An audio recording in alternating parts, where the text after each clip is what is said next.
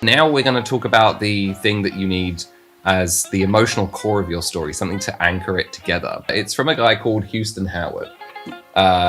He's got this book out a few years back. It's called You're Gonna Need a Bigger Story. Highly recommend that you read it. It's really insightful. He talks about the idea of a soapbox. Soapbox is, it's described as the emotional core of your story. It's not the plot or the genre or the world building, it's the why. Why does your story exist? What is it trying to say? Now, some examples of this could be in Star Wars. The soapbox for that could be it's never too late to change. The Hunger Games, even the smartest person can challenge oppressive systems and empower the powerless. Or Harry Potter even. No matter how dark things seem, if you believe in yourself and those around you, everything will work out.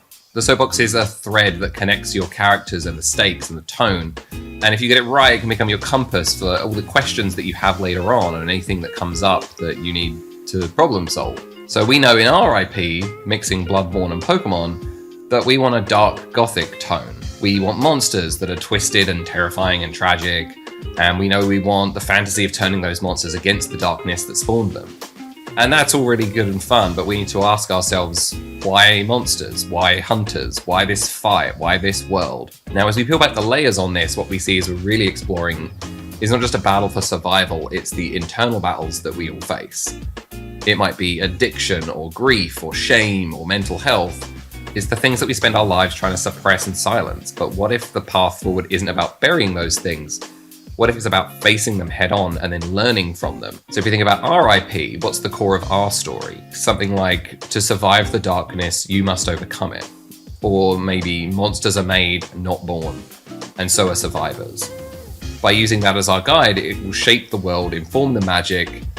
It will define who the heroes and the villains are, not just what they've been through, but how they got there. We're still in the thick of this world, still making decisions and shaping characters, but now that we have a soapbox, everything is going to be a lot easier to figure out.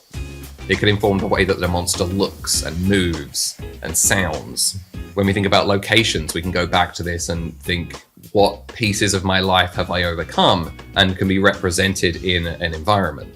So the aesthetics, the mechanics, the lore, they all orbit this one emotional truth of surviving darkness and overcoming it.